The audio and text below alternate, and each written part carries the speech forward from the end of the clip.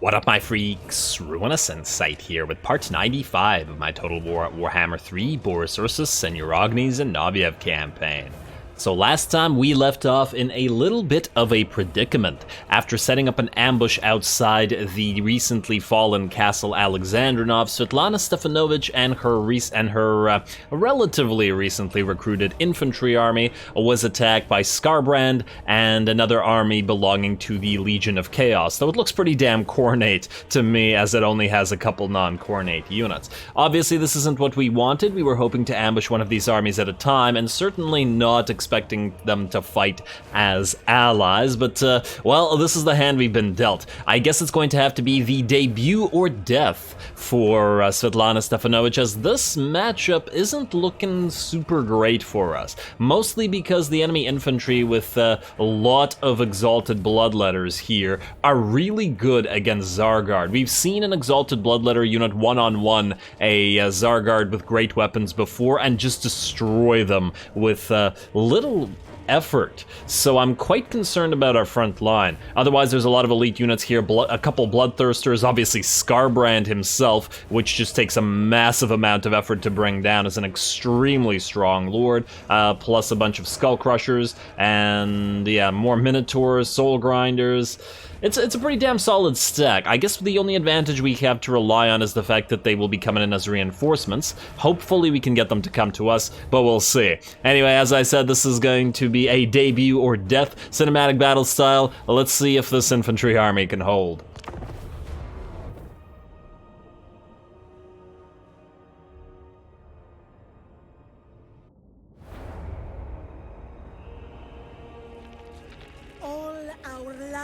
We have trained for this. We cannot fail. We shall not fail. Alrighty, well, I certainly hope that we shan't fail, but I guess that remains to be seen. This is going to be an interesting battle by the looks of it. Once again, our army is not super adept at facing off against the enemy types, and this isn't like Tsarina Katrin or Beledna, the Defender's army, that have a lot of damage via range. We have 4 Ice Guard that we can rely upon, and that's about it. Most of our damage will be coming in from the infantry, which, you know, let's face it, Zargard are more meant to hold the line rather than dish out damage, which, you know, plays right into the Cornate unit's hands. More importantly, perhaps, the enemy also has Skarbrand on the field, and if he gets to our battle line and jumps in there and causes the rampage, it'll screw everything up. So he's very, very dangerous. He also has a ton of HP and healing, and I mean, just crazy stats all across the board. So yeah, this is concerning. Ideally, we'll want to destroy this first army before the second army gets here, but the likelihood of that happening fairly low, I would say. I was actually thinking about deploying our units up closer, as in, well, they're already deployed as far as they can, but running up essentially the entire army and then trying to kill this army before the second army got onto the field. Unfortunately, since the enemy has deployed near the edge here, I think they would just be able to reinforce a little bit too early, and it wouldn't work for us. It looks like the enemy is going to summon, but we are going to summon at the same time. Looks like we're playing exactly the same as the AI. I've also purposely deployed some defensive units. There's a Zargard with great weapons, plus our heroes right here near the Ice Guard, and there's another Zargard with great weapons right here around the Little Groms. We just have to use all this to stop the enemy frickin' Bloodletters summoned on top of our units from dishing out too much damage. I have PTSD with these damn Bloodletter summons, as they always seem to do quite a lot of damage, so yeah, definitely prepared for this one this time, especially since we can't afford to lose units. Otherwise, we have summoned our Elemental Bear, and we're gonna have him breathe on some unit of Bloodletters, but mostly the reason for the summoning was to get the enemy AI to close with us a little bit, in addition to allowing our little Groms to fire on bigger blobs. So we're actually going to breathe and then move the Elemental Bear away, since this does seem to have kicked the anthill, as it were, and the enemy is going to start running towards us. Looks like Skarbrand can take little Grom hits to the face with no damage taken. Ooh, and he's gonna use that Charmed Shield with the missile block and the damage resistance. Nice job for him. We are going to start trying to focus him down, however, with all of our ranged units as soon as he's in range of our Gust of True Flight. There it is, Gust of True Flight coming in, and all of our units immediately start targeting that Scarbrand. Ooh, Skull Shot, or Skull Cannon Shot, very nice. Alright, Ice Guard, you are very, very limited in numbers in this particular battle, but you gotta try to dish out that damage to Scarbrand. Lovely sky. Well, there's a little tundra sort of locations that we're fighting in. Or steppe, I guess. Alrighty, let's see the damage thus far. Scarbrand's actually at about half HP from sustained fire from our units, though. Ooh, unfortunately, he seems to have moved behind our Elemental Bear here, which is not so great. Though, considering the damage that Scarbrand himself dishes out, the Elemental Bear drops fairly quickly, and then he's going to start charging us again. We've also summoned a Snow Leopard to distract him for another couple of seconds, with the goal of hopefully bringing him down. Alright, come on. We really don't want him to reach our main line.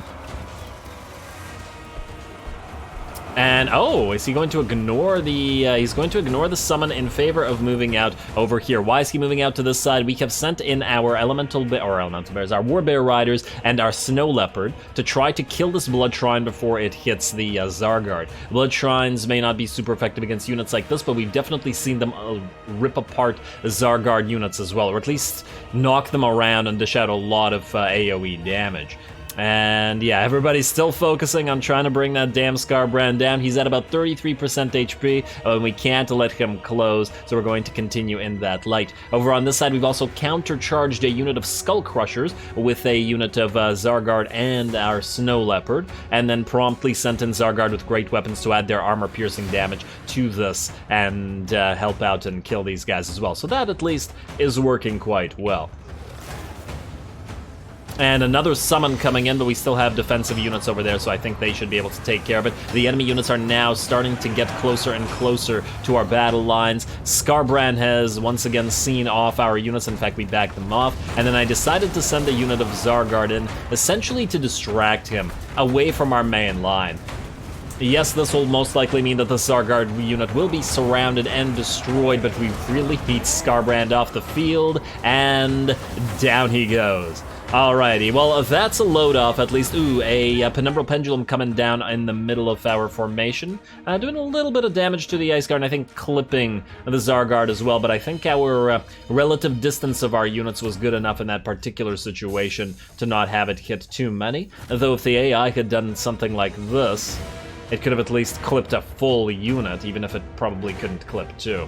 Still, potential danger there. Alrighty, it looks like our little Groms have switched targets now. They're going to start targeting the reinforcing army, which is arriving, and damn, there's still a lot of elite enemy units coming in. A couple Bloodthirsters, several units of Minotaurs, a Soul Grinder of Khorne, 2 units of Skull Crushers, and a lot of Exalted Bloodthirsters, so still very much elite units coming in. We've also got Piercing Bolts, or Searing Doom rather, coming down from the enemy Herald, and that's going to dish out damage to our Zargard here. Enemies moving in with a Lurus, who gets brought down by focus fire from our Ice Guard again. Damn, Ice Guard definitely showing their value here. And another Gust of True Flight going down on them. We gotta kill this caster that's currently up in the air annoying us, so that's going to be the focus now. Everybody going to try to take this caster down, and he's going to drop very quickly like this. These guys are obviously very fragile, as I've learned to my own sorrow previously. And there we go, Ice Guard bring him down, and then immediately switch to the units of Bloodthirsters. In the meantime, our War Bear Riders rather, have closed and gone into the center of our own formation to try to take out that Skull Cannon, which has now joined the fray, as well as fight whatever is in here as well. All of our Ice Guard shooting the first of the Bloodthirsters and bringing him down. So the tally is pretty damn good for the Ice Guard thus far. 1 Bloodthirster will absolutely make it to our line, but we were able to bring down a Bloodthirster, Scarbrand, the Allurus, or was that I think it was an Alloris, and then the enemy caster as well. Very, very solid use of the Ice Guard. I think one more Ice Guard perhaps unit would have been helpful here. Just a little bit of extra range, because while we were able to focus the heroes down, obviously all the regular units were able to breach our lines. I also want to point out that we're at about half HP on a lot of our Zargard units, but the main force, and the second force is obviously the bigger force, is still yet to arrive, so there's a lot of damage still to be dealt. Or taken, I suppose. Alright, surround that Bloodthirster, everybody. Our heroes, Warbearer Riders, and Snow Leopards working together on this one.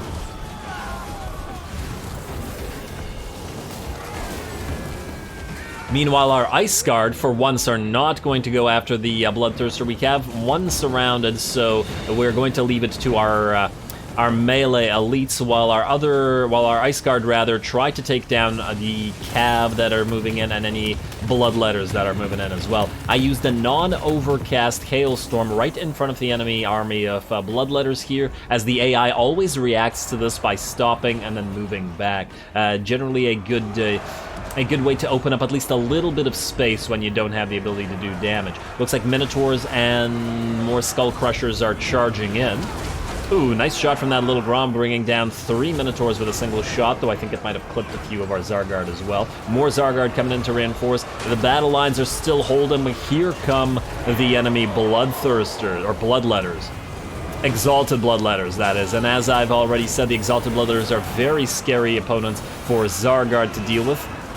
They're using the Ice Guard that have run out of ammunition in reinforcement of the Zargard. Ooh, looks like this one unit is very, very badly damaged and is getting surrounded here and is probably going to die, but it is a flanking or a... it's defending our flanks, and that's pretty typical. Also, I really like the matchup of the the Ice Guard versus the Exalted Bloodthirsters. Bloodletters, damn it, every time. The glowing weapons versus the glowing weapons. Although it does look like the Exalted Bloodletters are absolutely cutting our Ice Guard apart, perhaps unsurprisingly. And they're probably doing the same to the Zargard as well, so once our lines got breached here, it's becoming very dangerous. We've also sent all of our Warbearer Riders to surround and kill this damn Soul Grinder of Khorne, as it kept firing its damn cannons on one of our units of Ice Guard, and actually took about, what, 40% HP off of its HP?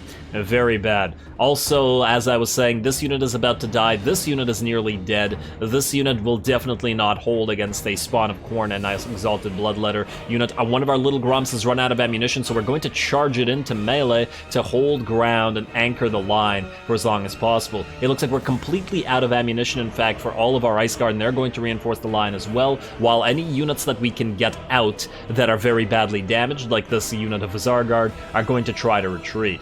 We'll see if that works out or not, but damn, it's getting a little bit close, and our lines are very much in danger, but the balance of power is in our favor, so we gotta capitalize on that.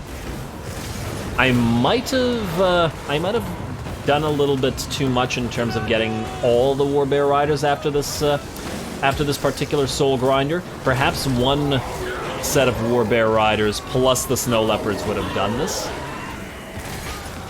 Could have kept one of the other Warbearer Riders to reinforce the line.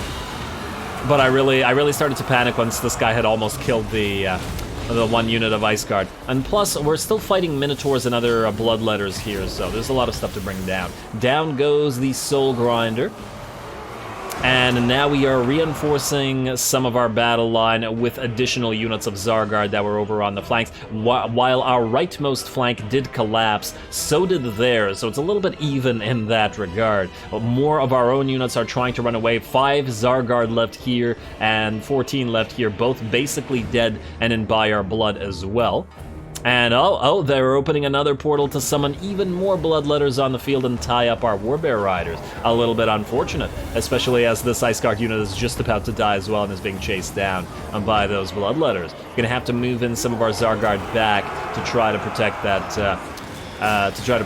unit if possible. We're gonna get another hailstorm going down on the enemy, and while this really isn't doing a lot of damage, the hailstorms I mean, mostly because the Khornate units are really too heavily armored.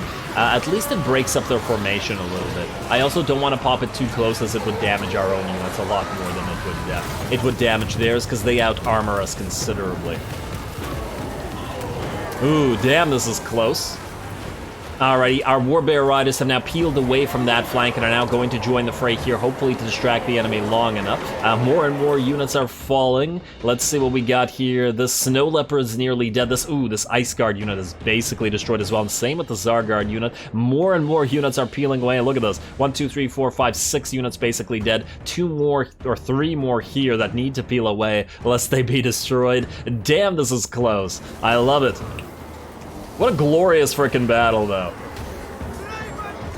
The infantry-heavy army is definitely not the most effective army, because, I mean, if this was Boris, let's face it, he would not have nearly this kind of trouble with this sort of thing. But it is a very fun army in the sense that, you gotta admit, this is giving us a pretty epic fight. And that's what this is all about, after all. I mean, if I felt like just building the most powerful armies, I'd just do, like, super doom stacks, and I don't find that to be fun. Alrighty, and it looks like finally, just barely, we managed to hold on. Only the spawn remain, and we will have to destroy them because they fight to the death, and so many of our units were almost dead. I don't know whether any actually were destroyed for good or not, but I guess we'll have to see. It does depend on, 5 Tzar Guard remaining. Will that unit survive or not? Well, I guess we'll see at the end of the battle. Alright, destroy those last units, chase them down. Svetlana, you did a great job. And the little Groms fighting in melee as well. I gotta appreciate that. There we go, I think that was the last of the spawn of Khorne, and now it's a matter of chasing down the enemy units. Obviously, the Warbear Rider's gonna chase down those Warriors of Khorne. I do still feel like Warriors of Khorne should be upgraded to be able to be upgraded to become unbreakable, or maybe even depending on what units are on the field. Like, if you bring a Bloodthirster or Skarbrand, would Warriors of Khorne really run from the field of battle no matter how much damage they take among Skarbrand and stuff? Oh, I doubt it. Although I guess with having seen Skarbrand fall, that's pretty scary for them.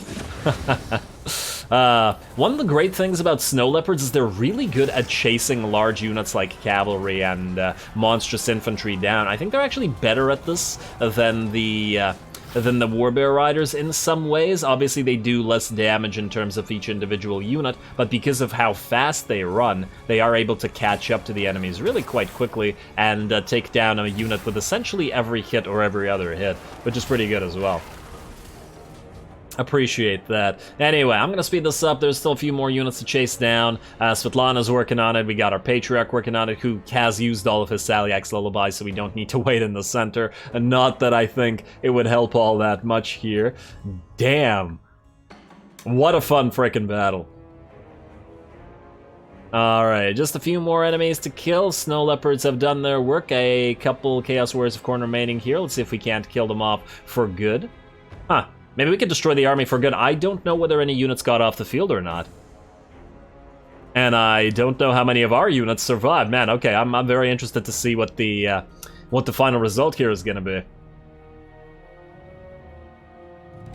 Alrighty, a Pyrrhic victory. Yeah, very much a Pyrrhic victory. Most of the time when the game says Pyrrhic victory, it's not really a Pyrrhic victory, but, you know, getting there, this was absolutely Pyrrhic. We had 3 units, I think, only survive with a relatively decent HP, or I think maybe actually 2. Or maybe even 1. This one was okay. 1 unit of Tzar Guard, and I think this was probably the one that was protecting the little Groms, so it would have maintained HP for a lot longer than everybody that was in the front line. Everybody else, well, these guys still held on for quite a while. I'm actually surprised that 2 of the units that did maintain some of their HP were Great Sword Tzar Guard rather than the regular type. But yeah, damn, let's see the results here. I'm curious.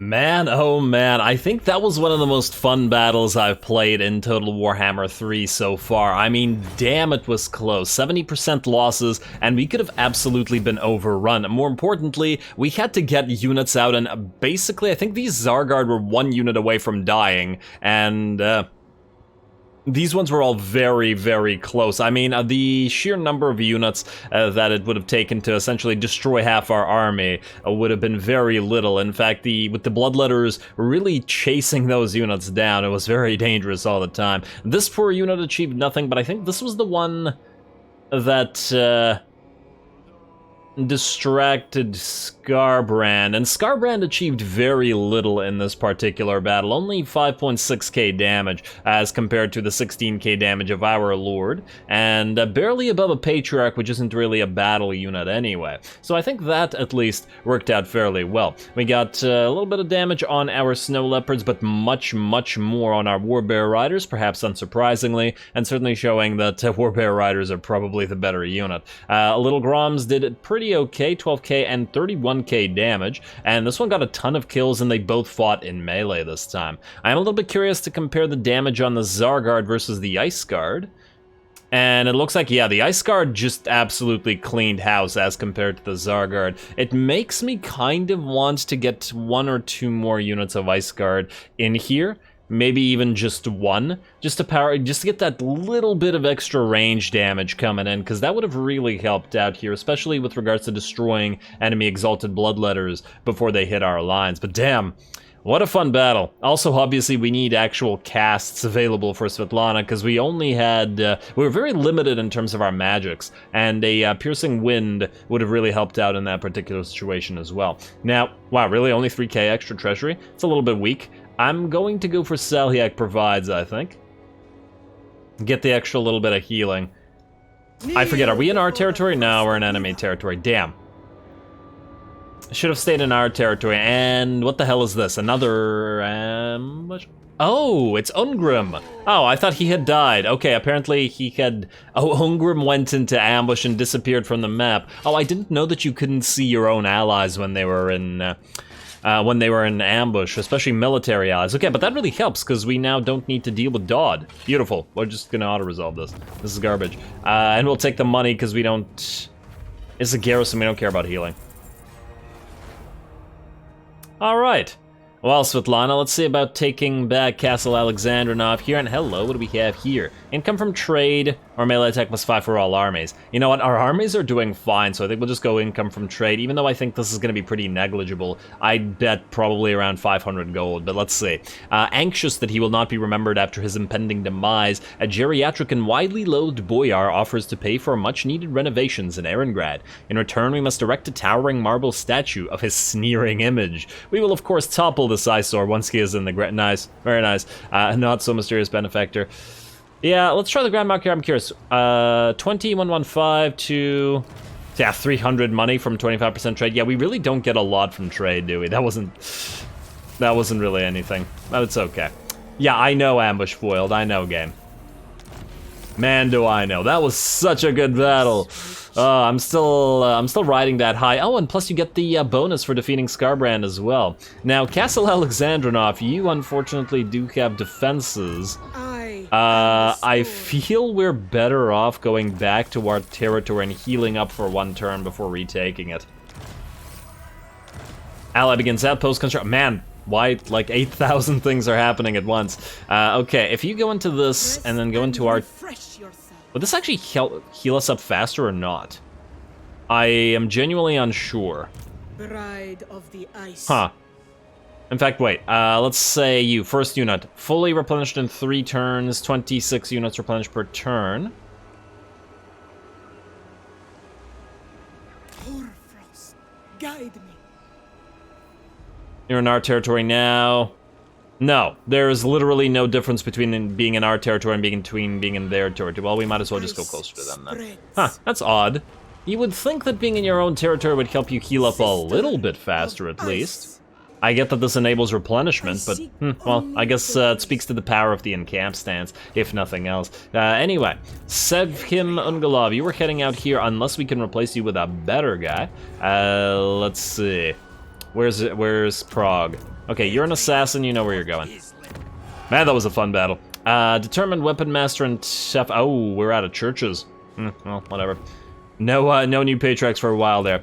And Masya Zeglov, looks like our allies did not grab Norden after all, which I did suspect would have been the case because they were originally headed up to here, but then they turned around. Okay, well, then maybe they should have grabbed Norden. I don't know, but that's lucky. I was gonna buy it.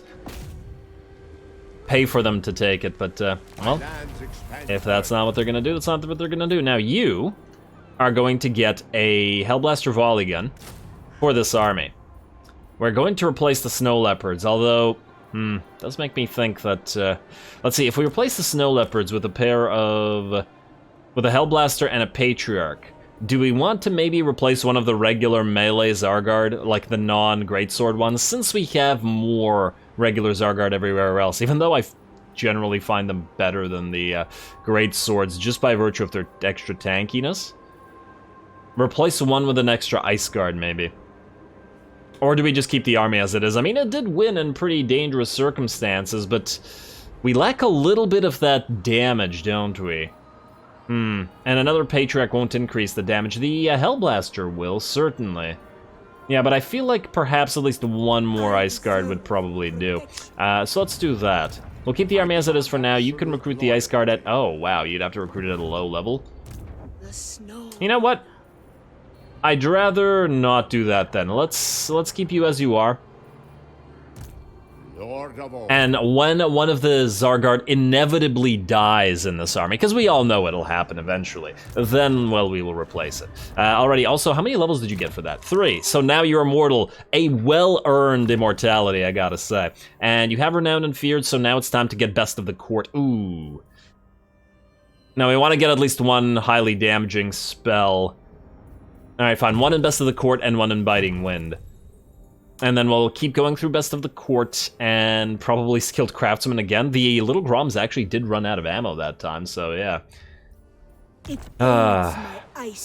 If I wasn't inclined on making this an infantry army, I'd get more Warbear Riders because they're just so good. But yeah, once again, it's here for the variety, and I want to keep that variety up and running. Now, we got another tech to research, and unless I'm mistaken... Ooh, Obelisk Scavenger is good. But I did want mesh layers. I wanted the extra missile resistance for all of our range units. That's a really nice pickup as well. We also want bear baiting, so I guess we'll do that and that. And armor for Cav. We'll do the elemental bear upgrades last, mostly because we're only using 2 of them in our entire army right now. We could get more, but you know, our empire is growing, and we need to fund said growth right now. Also, Tsarina Katerin. Sea of Claws is in Storm. Oh, that's unfortunate. We need to get to Brokewater. Alright, so you head out of Gorcel. None shall question me. Wait, what? That decreased the healing? You know what, maybe stay here for one turn. This guy's probably gonna get a full stack up and running, but I don't see how we can do anything about it, especially while this place is in Storm. Huh, wait. What if we run to Marienburg and then not cross the sea at all?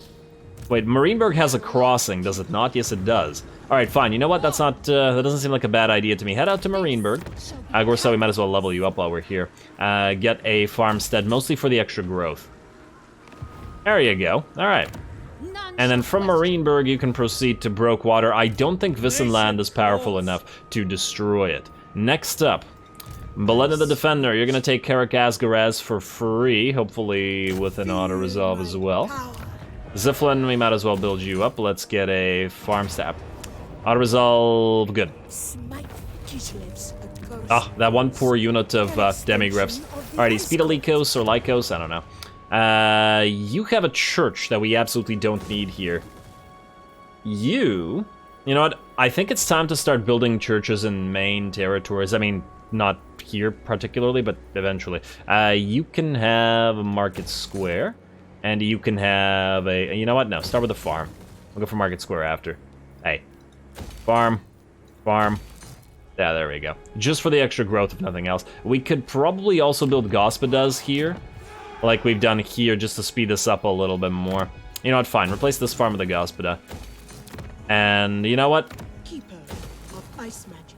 Farm gives 30 growth cost, but it gives 60, so double the growth. Double your pleasure, double your fun, etc. Grim Duraz, you can do farm now. And I guess we'll upgrade... I guess I'll upgrade this Castle Drakenfels for the marble. And then this, and then you keep the walls here. Alrighty. Zarina Katrin, you're healing up as you should be. Lorelorn, we are building the outpost. Let's see what other armies and assassins need to move, shall we? First of all, Uragni. We could keep you where we are. I do wonder if Ventress Death Metal is actually going to come towards us or not. Is our own territory still corrupted, or are we able to ambush here? Wait, first of all, assassin, kill one of these guys. Ooh, level 19. Let's try to kill you, Goreflench. Ooh, chance of failure is fairly high. What about this guy? Chance of failure much, much lower.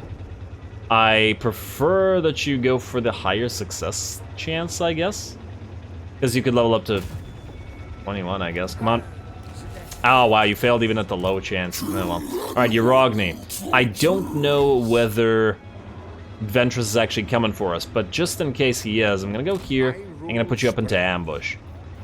It's a low percent chance here, 45, so the reason for that is mostly just to entice this guy to come near and attack the Forbidden Citadel. Obviously, he's not actually going to get ambushed. Steel Tech, oh, you're still exhausted, so you just stick around here. Ooh, you might get assassinated by one of these guys. Actually, they're... Ooh, wow, you're level 25. You know what? I don't like that. Send Mahuna away. I need to keep you up and running so that you can continuously steal tech. Alright, next up, Red Ulgor running around back here, and could very well attack the Winter Pyre. You know what? We need to get... okay, first of all, you, Svetlana Ritsto. Pick this up. Feel my power.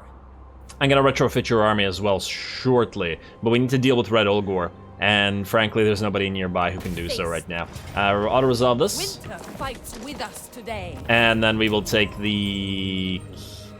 It's not enough cash to bother, we'll just execute the captives. Another Iron Curse Icon, a Warbear for you, and... Oh wow, that crippled all your movement, didn't it? Can you go into camp stance here? You can. We could either move out slightly, or we could go in camp right here. And maybe... Maybe get a few extra units in. Alright, you know what? Here's what we'll do. First of all, U5 gets deleted. Are you of a Let's get, let's say, 3 more armored Cossars. I want this to be an armored Cossar heavy army. And then... that'll be the main line. Let's get a couple Griffin Legion. You're a cavalry unit, right?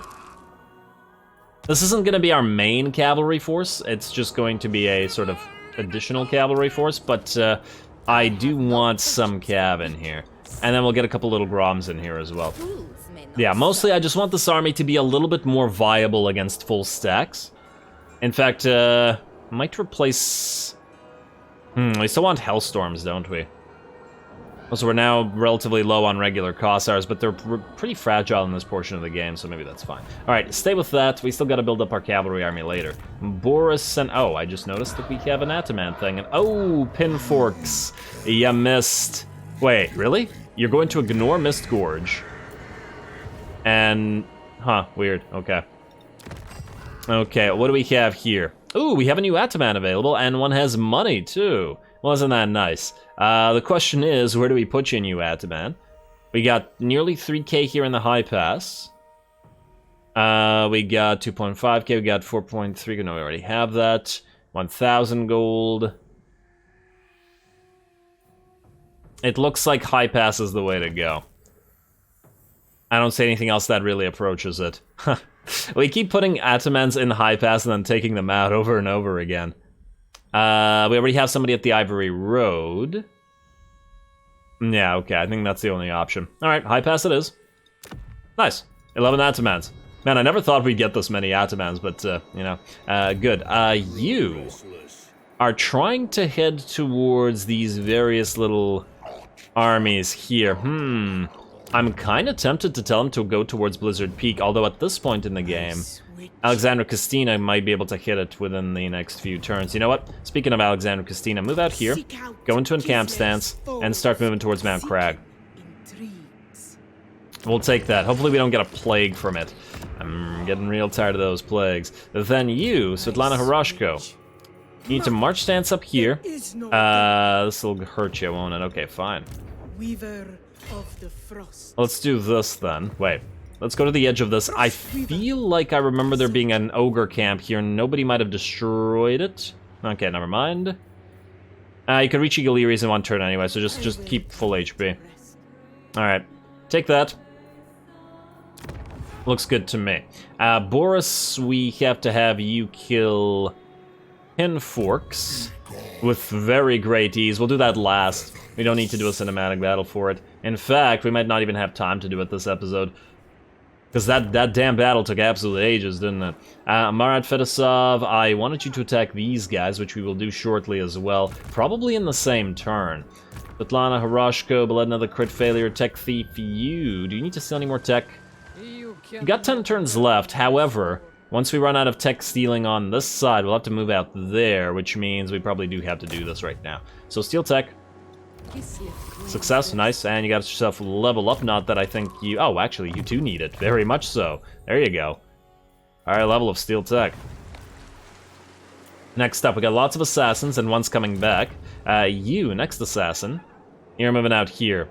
Go after Expletus Truth Stealer, I guess.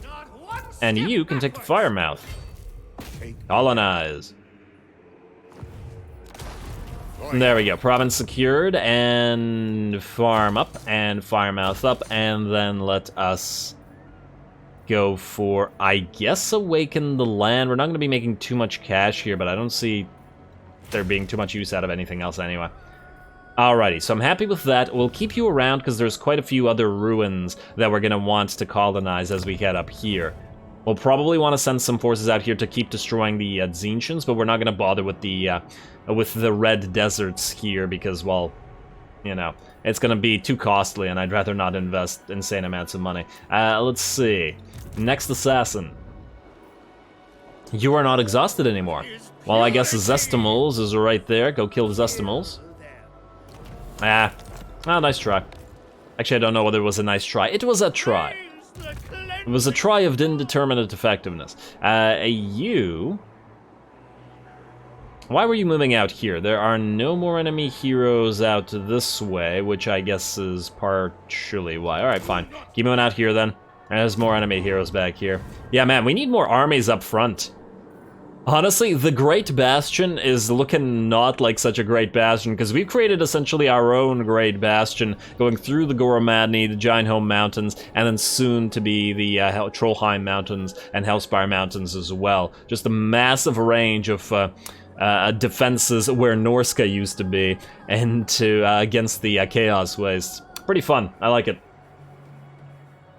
And I believe, alright, let's do a little bit more buildings. Unfortunately, I don't think we'll have time to fight any more battles this episode, because we'd have to end the turn, and I think we do want to fight this with Boris. Not cinematically, but still manually fight it, and it's still gonna take a while. Then attack Misgorge right after that, and start killing this faction. Hopefully it won't piss off our main powerful allies too much, but if it does, it does. I don't see that we can do anything about it. Let's just double check. Right, Boris, you can move out of this. Let's go for... Wait, not you. What was I looking for? Oh, I was looking for buildings, yes. That's in a different location. Okay, Norden, start building up. Definitely get those walls up in Dietershofen, because, well, the enemies are probably going to land here occasionally. Norden's going to need walls as well. Let's get this market up and running. And the Howling Wastes, you will, I guess we'll wait on that. And then Riverlinsk, you're the last one. Ooh, yes. Get that Temple of Manan and that Potter Kiln, whatever. I might as well get the Smithery here, because, well, we need the cash. Alrighty, and I believe that's it. Well, you know what? Let's just build this up so it doesn't bother us, since we have the cash remaining and then nothing else needs to be built at the current time. Alrighty, that uses all our money, and I am going to have to call this episode here a glorious battle and debut for Svetlana here, who is going to retake Castle Alexandrinov and then fortify it over the next few turns. Next episode, I believe we will be destroying the Ogre Kingdoms for good, or rather the Disciples of the Maw specifically for good, presuming that our allies manage to take Brass Keep, which I think will happen, since they're more moving up, and I think they'll work together to take it. So stay tuned for the destruction of Scrag, and starting in on the attack against the Blood Maw, as well as we will be attacking them next episode. And I think the destruction of all Ogre Kingdoms will follow shortly, as I think these 3 factions are the last ones remaining. So might even be within the next episode or 2 that all Ogre Kingdoms will be destroyed, and it'll be pretty much us versus chaos. Lots more Boris and Greases to come. Oh, Greases. Lots more Boris and Uragni to come. Don't forget to leave a like and comment for your friendly neighborhood heretic. All glory to the algorithm. And you know what? Glory to Svetlana this time as well. And thanks for watching. Of ice.